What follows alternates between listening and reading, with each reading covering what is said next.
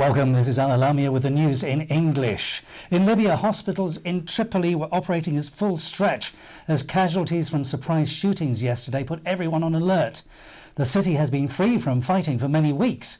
A spokesman for the National Transitional Council, the NTC, dismissed Gaddafi's armed supporters in the Tripoli as fifth columnists trying to destabilise the country. The battles, in which several lives were lost and dozens more were wounded, have raised fear of an insurgency against the new country's rulers. The fighting appeared to be isolated and is thought to involve only dozens of pro-Gaddafi fighters. However, it was the first sign of armed resistance to the NTC in the city since its rebel brigade seized the capital and ended Gaddafi's 42-year rule in August. In Liberia, although the newly named Nobel Peace Laureate Ellen Johnson Sirleaf is well ahead of her closest rivals in the polls, she may need to make some unlikely alliances to govern the country with any stability. A former Liberian warlord is revelling in what he sees as his king or queen maker role. Prince Johnson says he will seek to negotiate key government posts and have a say in how to manage mining revenues. You can't be the kingmaker and then you don't have a part to play. You have to be a part of the government in strategic area in order to help dictate the system where it should go. I've been provoked by the poor living condition of our people living impoverished life or in abject poverty in the face of their natural rich resources that have been mismanaged over a century and plus by leaders who control local government. The United States Secretary of State Hillary Clinton lashed out at China's currency policy in a major economic speech in New York yesterday, saying that it was distorting the market and costing American jobs. In what was billed as a major economic speech to the New York Economic Club with an audience of business leaders, the Secretary of State laid out her case.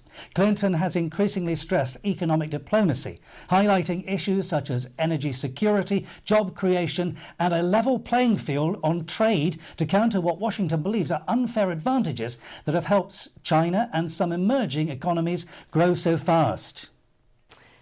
And for me, it's clear that when countries turn a blind eye to piracy or other problems, we have to demand that they protect intellectual property. And our embassies are there on the front lines. Emerging powers like India. Global rallies planned for 71 countries today protesting about the billions of dollars doled out in bank bailouts during the recession got a small shot in the arm yesterday, when New York City officials postponed a planned cleanup of the downtown Manhattan Park, where anti-Wall Street protesters have set up a camp.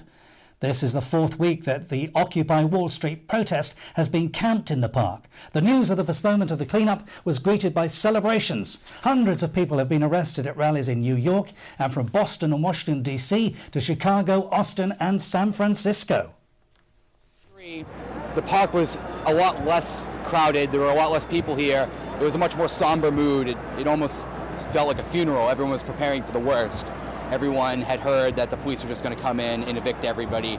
We all assumed that we were going to be arrested. I actually wrote down a number for a lawyer so that I could call somebody when I got arrested, because I just assumed that was that sure thing. And to find out that the eviction process for the cleaning has been postponed is such a tremendous victory here that I'm just elated. I can't even believe it. And in Paris, where the G20 finance ministers are gathering for their last day of talks about the Eurozone crisis, demonstrators called on them to implement a tax on financial transactions. Around 50 protesters demonstrating in front of the former stock exchange building, calling for the tax and saying that such taxation would not cost much and would bring a lot of revenue. They argued that this could raise between $200 and $300 billion each year and would represent enough money to finance all the big emergencies the world is facing today.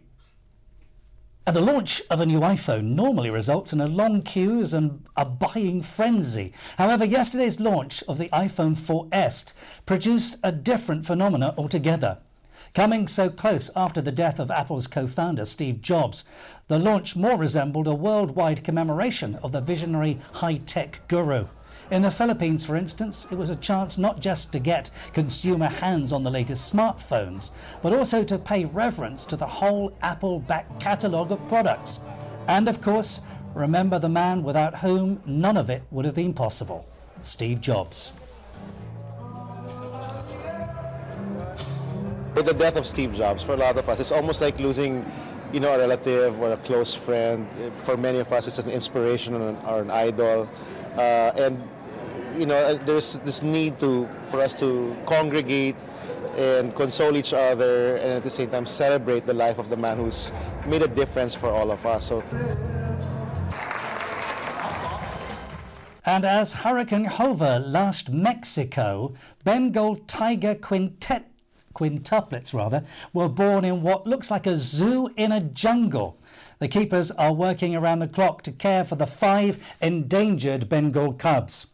Keepers at the family-run Zoological de Vallarta in the picturesque Mexican city of Puerto Vallarta proudly show off their new additions. The zoo is built and constructed in virgin jungle in the Pacific coast state of Jalisco.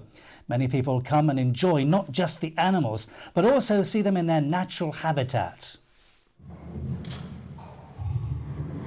All of the animals are so well kept. Maybe at first glance you think, oh, it's just a local zoo in a Mexican town, but all of the animals, we come here every year with our family and the kids just love it. Adults, kids. There are so many big cats every year that are born, and you can get so close. They love to feed the animals. They're almost taken care of like pets. And as a father of triplets, you would have thought I got the pronunciation of quintuplets right, wouldn't you?